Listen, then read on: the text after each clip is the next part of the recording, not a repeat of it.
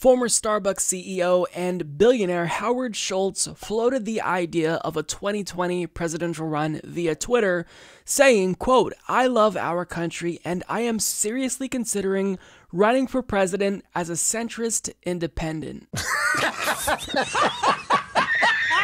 Makes sense. Now, what Howard managed to accomplish here with that one tweet is honestly remarkable.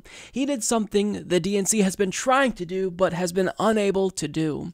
He brought together establishment Democrats and the progressive left, because we all came together and united with one message. Fuck off, Howard Schultz. What are you doing? We all want you to go away forever. Now, if you think I'm joking, well, just look at the replies to that thread and you will see that Howard Schultz got blown the fuck out. I don't think I've ever seen a tweet ratio this much. So some of the responses here, to give you an example. You have Randy saying, "Shut the fuck up. Fuck off, coffee bitch. Don't do it, Howard. Man, you should actually do literally anything else. Why? Because you're rich? Fuck off." And those responses were just a snapshot of the broader response to Howard Schultz, because he also received some pushback, if you will, in real life, where one patriot decided to tell Howard Schultz what we're all thinking. I am seriously considering running for president as a centrist independent. And I wanted to clarify the word independent, which I view merely as a designation on the ballot. Don't help elect Trump, you egotistical billionaire. That was brilliant. In fact, you know what? I gotta stand up for that one. That was brilliant. That person was a fucking patriot. Now, you'd think that after the response was so overwhelmingly negative that this egotistical prick would take a hint and actually fuck off, but his advisors decided to respond to all of the negative backlash by assuring us that Schultz could be the fail-safe plan in the event Democrats nominate a far-left candidate in 2020. In other words, if we choose to nominate someone like Bernie Sanders or Elizabeth Warren or Tulsi Gabbard, this billionaire is going to step in and fuck it up for all of us? Try to take that away from us? Really? That's their argument? That's their pitch to us? No, this billionaire is going to unilaterally decide that he doesn't like Bernie Sanders or Elizabeth Warren or Tulsi Gabbard, so he's going to step in to save us only in the event that actually needs to be the case. That's their argument. That's their justification for him running. I mean, the hubris is overwhelming here. Now, here's what they lay out according to the Politico article. Steve Schmidt, a former chief strategist to Republican John McCain's 2008 presidential campaign and a sharp Trump critic, told Politico on Monday that it is possible Democrats will need Schultz to bail them out. Asked whether Schultz's potential entry into the race would throw the election to Trump, Schmidt said it seems that nobody who is speculating about that on Twitter has given any thought to the possibility that the Democratic Party nominates someone who is so far to the left that it guarantees Trump a re-election, Schmidt said.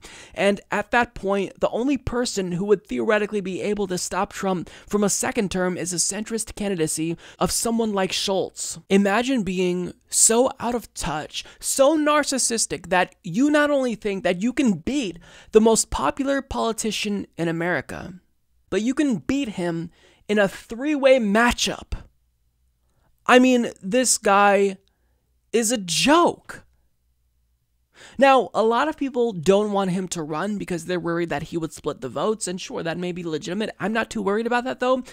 I'm just irritated by the sheer hubris of this individual, a billionaire who should not be allowed to run for office, because if you have that much money, you can't possibly represent the people. A billionaire would step in and say, oh, well, you nominated someone I don't like, so I'm going to run to try to tank that person. That's what irritates me. I mean, I don't see any support on the ground for him, so I'm not necessarily worried about splitting the votes, but you still should be irritated at the fact that oligarchs in this country are getting so brazen that they're no longer just buying off politicians. They're actually getting into politics themselves in order to stop the peasants from getting what we want. Now, it's not like I'm being hyperbolic or unfair to him. He literally has said time and again that we don't deserve to get what we want. A billionaire is telling us we can't have what every other citizen in industrialized countries have when it comes to something like Medicare for all. This is what he said in 2018. Voices within the Democratic Party are going so far to the left, and I ask myself, how are we going to pay for all these things in terms of things like single payer, or people espousing the fact that the government is going to give everyone a job? I don't think that's realistic. And I think we've got to get away from all of these falsehoods and start talking about the truth and not false promises. What an inspiring message. You know, that's certainly going to resonate with people, so much so that they shirk the two-party duopoly and vote for you, this unknown asshole who's the CEO of a company that makes shitty coffee. Really? I mean, do you honestly think that that is a message that would resonate? You're saying we can't afford Medicare for all when 70% of the country wants it, when our neighbors just north of the border in Canada have it? Really? That's your message? And you think that you are going to be able to defeat the most popular politician in the country and Donald Trump simultaneously? I mean, the nerve of him. The nerve of this guy. Think about how greedy he is. We can't have Medicare for all, but we can give people like him tax cuts. We can't have Medicare for all, but we can have never-ending wars in the Middle East and North Africa. Like, who do you think you are? Look, here's the thing. Let's just be real about this. Howard Schultz, regardless if you choose to run within the Democratic Party or run as a centrist independent, we're not giving you our votes. Nobody takes you seriously, and we're not going to vote for you. We will, however, take your wealth, because every single billionaire is a policy failure. There should not be billionaires. The fact that we have billionaires shows that our economic system is fatally flawed, because you amass so much wealth and in turn amass so much power that you think you can unilaterally thwart democracy and then be commended for it.